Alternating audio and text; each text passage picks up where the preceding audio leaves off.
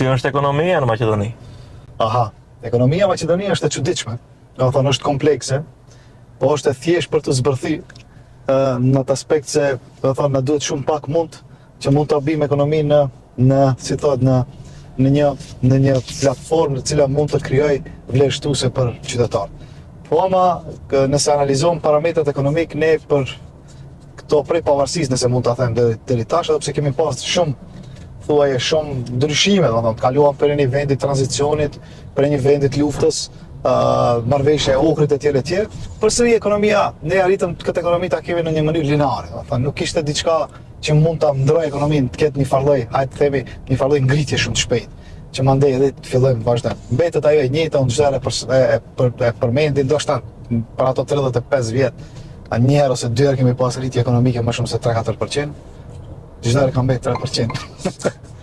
Do thonë unë e habitëm se ka rritje.